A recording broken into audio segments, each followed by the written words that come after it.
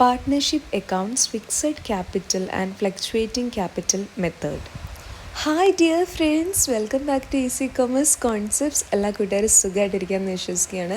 അപ്പോൾ ഇന്നത്തെ വീഡിയോ എന്ന് പറയുന്നത് നമുക്ക് എങ്ങനെയൊക്കെയാണ് capital account of partners maintain ചെയ്യാൻ വേണ്ടിയിട്ട് സാധിക്കുക എന്നതിനെ ബേസ് ചെയ്തിട്ടുള്ള വീഡിയോ ആണ്.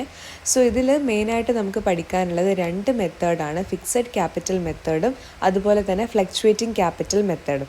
അപ്പോൾ ഇതിൻ്റെ ഡിഫറൻസ് എപ്പോഴും ചോദിച്ച് കാണാറുള്ളൊരു ചോദ്യമാണ്. Okay, so fixed capital method എന്ന് വെച്ച് കഴിഞ്ഞാൽ it's a method where there will be two account will maintain. അതായത് രണ്ട് അക്കൗണ്ട് അവിടെ മെയിൻറ്റെയിൻ ചെയ്യും. ഒന്ന് കറണ്ട് അക്കൗണ്ടും മറ്റൊന്ന് ക്യാപിറ്റൽ അക്കൗണ്ടും.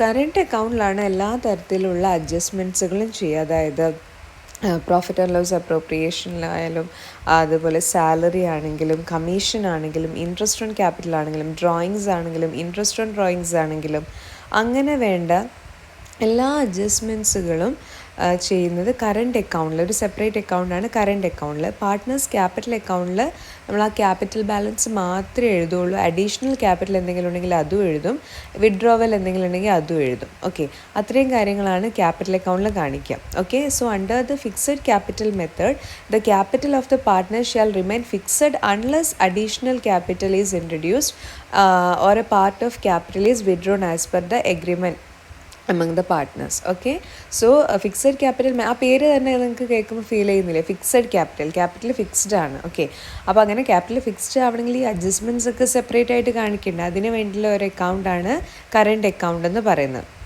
ക്ലിയർ അല്ലേ? അപ്പോൾ ഇതാണ് നമ്മുടെ ഒരു പാർട്ട്നേഴ്സ് ക്യാപിറ്റൽ അക്കൗണ്ടിൻ്റെ ഒരു ഫോർമാറ്റ് കേട്ടോ. ഇത് നല്ല രീതിയിലൊന്ന് മനസ്സിലാക്കി വെക്കുക.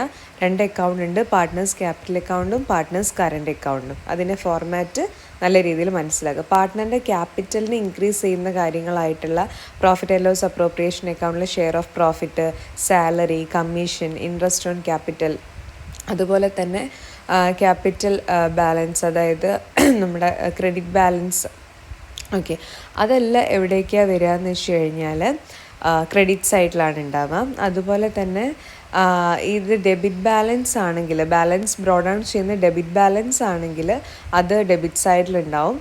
പിന്നെ ഡ്രോയിങ്സ്, ഇൻട്രസ്റ്റ് ഓൺ ഡ്രോയിങ്സ്, പിന്നെ പ്രോഫിറ്റ് ആൻഡ് ലോസ് അപ്രോപ്രിയേഷൻ അക്കൗണ്ടിലെ ഷെയർ ഓഫ് ലോസ്, ഇതൊക്കെ ഡെബിറ്റ് സൈഡിലാണ് കാണിക്കുക. ഇതൊക്കെ ക്യാപിറ്റലിൻ്റെ അക്കൗണ്ടിൻ്റെ വാല്യൂ കുറയ്ക്കുന്ന ഐറ്റംസാണ്. അതൊക്കെ ഡെബിറ്റ് സൈഡിലാണ് ഉണ്ടാവുക. ക്ലിയർ അല്ല? ഇങ്ങനെ രണ്ട് അക്കൗണ്ടാണ് അതിൽ പ്രിപ്പയർ ചെയ്യുക. രണ്ടാമത്തെ ഒരു മെയിൻറ്റെയിൻ ചെയ്യുന്ന ഒരു മെത്തേഡാണ് ഫ്ലക്ച്വേറ്റിംഗ് ക്യാപിറ്റൽ മെത്തേഡ്. ഇവിടെ ഒരൊറ്റ അക്കൗണ്ടേ നമ്മൾ പ്രിപ്പയർ ചെയ്യുള്ളൂ. എല്ലാ അഡ്ജസ്റ്റ്മെൻറ്റ്സുകളും ഈ ഒരൊറ്റ അക്കൗണ്ടിൽ, അതായത് ആ പ്രിപ്പയർ ചെയ്യുന്ന ഒരൊറ്റ അക്കൗണ്ട്, അതിൻ്റെ പേര് ക്യാപിറ്റൽ അക്കൗണ്ട് എന്നാണ്, അതിലാണ് കാണിക്കുക.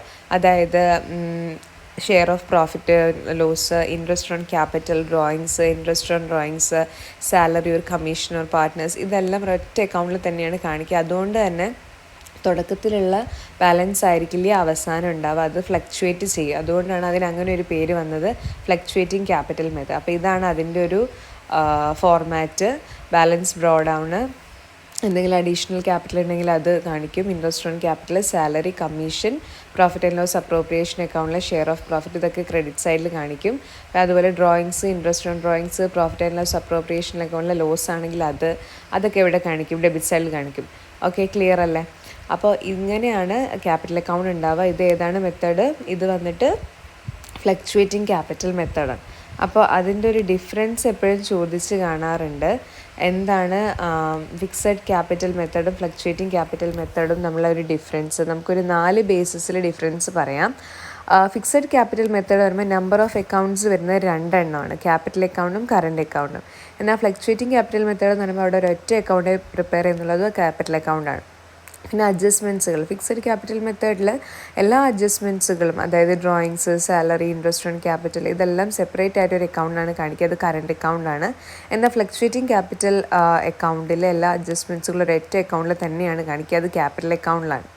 പിന്നെ ഫിക്സഡ് ബാലൻസ്, ഫിക്സഡ് ക്യാപിറ്റൽ മെത്തേഡിൽ the capital account balance remain unchanged, മാറാതെ തന്നെ നിൽക്കും, unless and until there is an additional to or withdrawal of capital.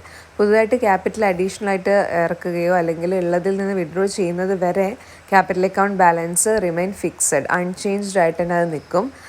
പക്ഷേ ഫ്ലക്ച്വേറ്റിംഗ് ക്യാപിറ്റൽ മെത്തേഡിൽ അങ്ങനെയല്ല. തുടക്കത്തിലുള്ള ബാലൻസ് ആയിരിക്കില്ല ഇയർ എൻഡിൽ ഉണ്ടാവുക, അത് വർഷാവർഷം മാറിക്കൊണ്ടിരിക്കും. കാരണം എല്ലാ അഡ്ജസ്റ്റ്മെൻറ്റ്സുകളും ഒരൊറ്റ അക്കൗണ്ടിലല്ലേ പ്രിപ്പയർ ചെയ്യുന്നത്. ഓക്കെ, ദെൻ ക്രെഡിറ്റ് ബാലൻസ്, ഇതൊരു ഇമ്പോർട്ടൻ്റ് ആണ്. ഫിക്സഡ് ക്യാപിറ്റൽ അക്കൗണ്ടിൽ ക്യാപിറ്റൽ എപ്പോഴും ക്രെഡിറ്റ് ബാലൻസ് തന്നെയായിരിക്കും കാണിക്കുക. പക്ഷേ ഫ്ലക്ച്വേറ്റിംഗ് ക്യാപിറ്റൽ അക്കൗണ്ടിൽ ചില സമയത്ത് ഡെബിറ്റ് ബാലൻസ് കാണിച്ചെന്നും വരാം. ഓക്കെ, റെഡി അല്ലേ? അപ്പോൾ ഇത് ഇമ്പോർട്ടൻ്റ് ആണ്, നല്ല രീതിയിൽ തന്നെ അത് മനസ്സിലാക്കിയിട്ട് ചെയ്യുക. ഓക്കെ, റെഡി അല്ലേ? സോ ഈ ഒരു ഏരിയ ഇമ്പോർട്ടൻ്റ് ആണ്, maintenance of capital accounts of partners. മനസ്സിലായിട്ടുണ്ടെന്ന് വിശ്വസിക്കുന്നു. വീഡിയോ ഇഷ്ടപ്പെടുകയാണെങ്കിൽ തീർച്ചയായും ലൈക്ക് ചെയ്ത് സപ്പോർട്ട് ചെയ്യുക. നിങ്ങളുടെ അഭിപ്രായങ്ങൾ കമൻറ്റായിട്ട് രേഖപ്പെടുത്തുക. താങ്ക്